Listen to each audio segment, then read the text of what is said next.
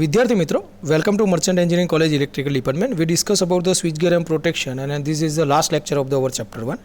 અને last lecture છે એટલા માટે આપણે જોઈએ તો એકદમ ઇઝી ક્વેશ્ચનની ચર્ચા આજે કરવાની છે, પણ ક્યાંક 2 કે 3 માર્કમાં આપણું પૂછાતું હોય છે. મીન્સ કે ચર્ચા કરીએ એડવાન્ટેજ ઓફ ઇલેક્ટ્રોમેગ્નેટિક રિલે. હવે આપણને લાગે કે એડવાન્ટેજ તો એમને લખી દેવાના હોય. ના મિત્રો, આપણે એડવાન્ટેજમાં સૌથી વધારે એક એમસીક્યુ ક્વેશ્ચન નીકાળવાનો છે. હવે એમસીક્યુ ઉપર આપણે આ વખતે થોડું વધારે ફોકસ કરવાનું એટલા માટે છે કે અત્યારે આ કોવિડ-19ના કારણે આપણે જીટીયુની એક્ઝામમાં ઘણા બધા ડિફ્લેક્શન આવ્યા અને ફાઇનલી આપણને એમસીક્યુ એક્ઝામ લેવાનું એમને સજેસ્ટ કર્યું છે, કારણ કે it is a possible to online for MCQ exam. Okay, આપણી થિયરિટિકલ એક્ઝામ ઓનલાઈન પોસિબલ એટલી બધી વધારે સરળતાથી ના થાય. તો આની અંદર 2 કે 3 તમને એમસીક્યુ બતાવીશ. ઓકે, તો જુઓ, આજના લેક્ચરમાં એમસીક્યુ માટે બહુ મજા આવશે. એડવાન્ટેજ ઓફ ઇલેક્ટ્રોમેગ્નેટિક રિલેમાં પહેલું તો ઇલેક્ટ્રોમેગ્નેટિક રિલે છે આપણી ફાસ્ટ છે અને ફાસ્ટ રીસેટ પણ થાય છે. ઓકે, હવે મેઇન વસ્તુ છે કે ઇલેક્ટ્રોમેગ્નેટિક રિલે છે એને આપણે બોથ સિસ્ટમમાં વાપરી શકીએ. મીન્સ કે એસી સિસ્ટમ અને ડીસી સિસ્ટમ બંનેના પ્રોટેક્શન માટે તમે એને યુઝ કરી શકો છો.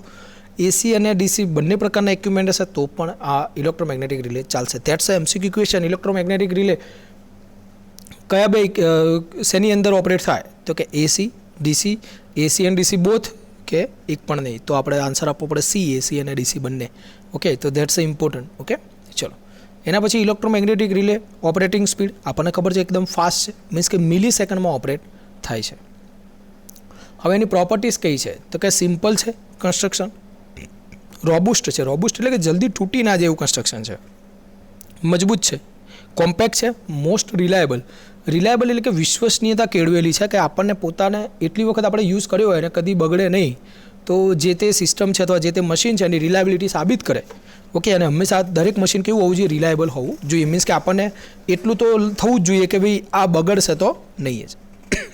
ચલો, this relay are almost instantaneous. Means કે લગભગ ઇન્સ્ટન્ટેનિયસ તો છે. ઇન્સ્ટન્ટેનિયસ એટલે તુરંત ઓપરેટ થવું. ઓકે, તો જો through instantaneous the operating time of the relay worries with the current. એટલે કે કરંટના પ્રમાણમાં વરીઝ થાય છે. કરંટ જો ઝડપથી વધશે તો રિલે ઝડપથી ઓપરેટ થશે. Okay, that's a good. Okay, with extra arrangement. હવે ધારો કે આપણે આમાં એક્સ્ટ્રા અરેન્જમેન્ટ ઇન્સ્ટન્ટેનિયસ બનાવવા માટે કરી શકાય. મીન્સ કે ડેશપોર્ટ છે, કોપર રિંગ્સ છે. એ કોપર રિંગનું બધું કન્સ્ટ્રક્શનમાં આપણે આગળ આવશે. Okay, and slow operating time reset can be possible. તમે એનો ઓપરેટિંગ ટાઈમ સ્લો કરી શકો, રીસેટ પણ પોસિબલ છે. ઓકે, તો ધેટ્સ એડવાન્ટેજ. હવે આપણે ડિસએડવાન્ટેજ ઓફ ઇલેક્ટ્રોમેગ્નેટિક રિલેની ચર્ચા કરીએ. ચલો, high burden level of instrument transformer. Yes, હવે સીટી અને પીટી આમાં યુઝ થાય છે. હવે સીટી અને પીટી ઉપયોગમાં આવે એટલે બર્ડન વધશે. હવે સ્ટેટિક રિલે હોય, આની કમ્પેરમાં ધારો કે આપણે સ્ટેટિક રિલે વાપરતા, તો સ્ટેટિક રિલેમાં આવું બધું કંઈની જરૂર નથી સીટી પીટીની. ઓકે, તો high burden level instrument and transformer are required. હવે કૌંસમાં આપેલું છે કે ભાઈ શું હાઈ બર્ડન? તો કે સીટી અને પીટી છે એ હાઈ બર્ડન રિક્વાયર્ડ છે ઓપરેટિંગ ધ ઇલેક્ટ્રોમેગ્નેટિક રિલેને ઓપરેટ થવા માટે સીટી પીટીની જરૂર પડે. ધેટ્સ અ બર્ડન કરે. Okay, compared to the static relay. Static રિલેમાં આવું કંઈ હોતું નથી. બીજું, ઇલેક્ટ્રોમેગ્નેટિક રિલેને ડાયરેક્શનલ ફીચર્સ નથી. ધેટ્સ અ એમસીક્યુ ક્વેશ્ચન મિત્રો. ઇલેક્ટ્રોમેગ્નેટિક રિલેને ડાયરેક્શનલ ફીચર્સ છે કે નહીં? નથી, એબ્સન્ટ છે. ઓકે, નથી. બીજું, require periodic maintenance and testing unlike the static relay. હવે સ્ટેટિક રિલે હોય ને તો એને મેન્ટેનન્સ પિરિયોડિક કરવાની જરૂર નથી કે દર મહિને ચેક કરવાનું હાથે. આની અંદર મૂવિંગ એલિમેન્ટ છે તો ચેક કરવું પડે.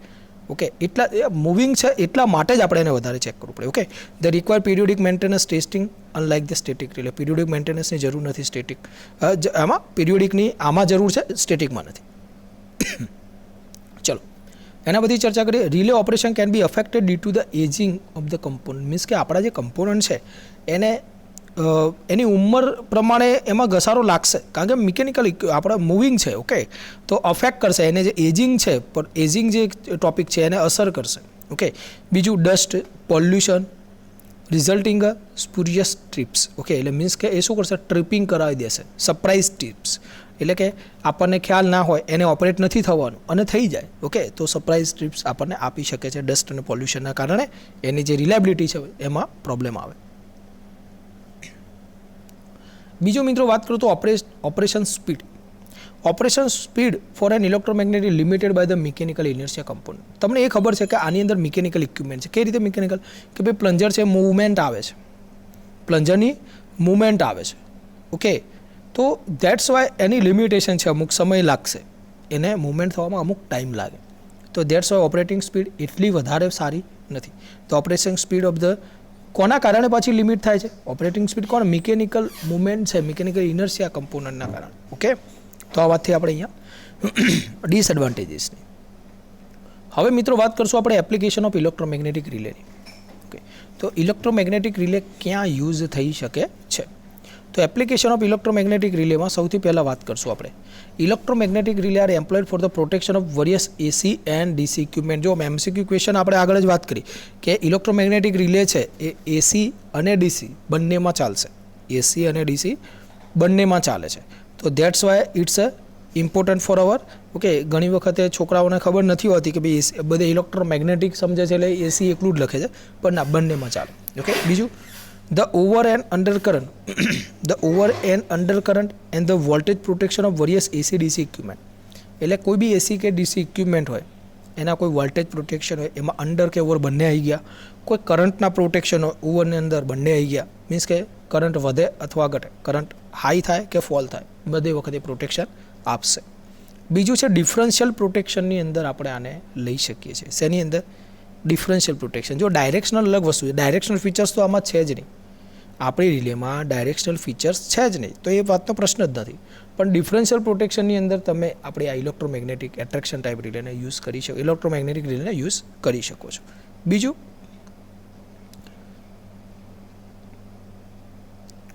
Use as auxiliary relay in the contact system of protective relay scheme. તમે આનો બીજો ઉપયોગ એ છે મિત્રો કે તમે આ જે રિલે છે એને ઓક્ઝિલરી રિલે તરીકે પણ યુઝ કરી શકો છો. ઓકે, તો ઓક્ઝિલરી રિલે સિસ્ટમ તરીકે વાપરાય છે પ્રોટેક્ટિવ સ્કીમની અંદર આપણી રિલે. તો ઇલેક્ટ્રોમેગ્નેટિક રિલેના ઉપયોગો આપણે જો એસીડીસી બંનેમાં, એસીડીસીના બંને over current, under current, over voltage, under voltage, differential પ્રોટેક્શનમાં અને એઝ એ ઓક્ઝિલરી રિલે. બીજું આપણે ડિસએડવાન્ટેજીસની ચર્ચા કરી. ઓકે, તો કે હાઈ બર્ડન છે સીટીપીટી પ્રમાણે. બીજું directional features. Okay, periodic maintenance કરવું પડે છે એજિંગના કારણે. એના રિલાયબિલિટીમાં મીન્સ કે એના ઓપરેશનમાં સરપ્રાઇઝિંગ મળે છે. ઓપરેટિંગ સ્પીડ છે મિકેનિકલ મુવમેન્ટના કારણે થોડી ઓછી થઈ શકે છે.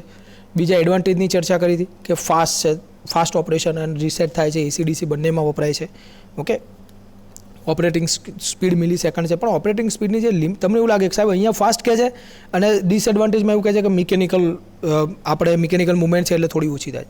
હા, કેવું છે કે ઓપરેટિંગ ફાસ્ટ તો છે પણ એની એક લિમિટ છે, એનાથી વધારે ફાસ્ટ નહીં થઈ શકે. કેમ નહીં થઈ શકે? કારણ કે આપણે એમાં મિકેનિકલ મુવમેન્ટ્સ એડ કરી છે એટલે.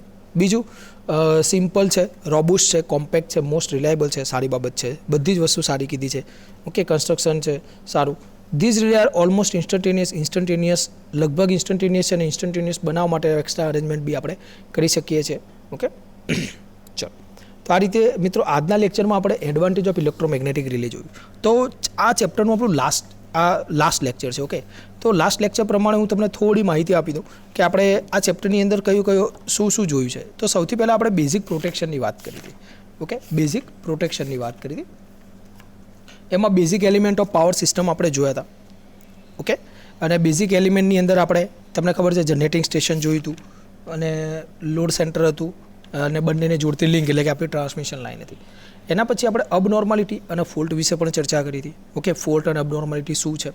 એના પછી ફોલ્ટ જોયા હતા, સિમેટ્રિકલ, અનસિમેટ્રિકલ, કયા ટાઈપના ફોલ્ટ હોય, એમાં લાઇન ટુ ગ્રાઉન્ડ, એલજી બધું આ તે.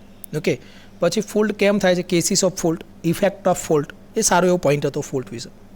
એના પછી ટાઈપ્સ ઓફ ફોલ્ટમાં મેં તમને વાત કરી આપણે સિન્ક્રોનસ અને અનસિમેટ્રિકલ અને સિમેટ્રિકલ ફોલ્ટની વિશે ચર્ચા કરી. એના પછી ડિફરન્સ બિટવીન અબનોર્માલિટી અને ફોલ્ટ એક નાનો પોઈન્ટ હતો. એના પછી સૌથી ઇમ્પોર્ટન્ટ વસ્તુ ફંક્શન ઓફ પ્રોટેક્ટિવ સિસ્ટમ કે જે પૂછાયેલો છે એક બે વખતે. એના પછી પ્રોટેક્ટિવ ઝોન વિશે પણ ચર્ચા કરી. પ્રોટેક્ટિવ ઝોન અને પ્રોટેક્ટિવ ઝોનમાં આપણે ફિગર લઈને સમજ્યા હતા સારી રીતે. ઓકે, ચલો, એના પછી મિત્રો આપણે વાત કરી હતી પ્રાઇમરી અને બેકઅપ પ્રોટેક્શન. ઓકે, પ્રાઇમરી અને બેકઅપ પ્રોટેક્શન કોને કહેવાય? એમાં બેકઅપ પ્રોટેક્શનના પ્રકાર બી જોયા હતા.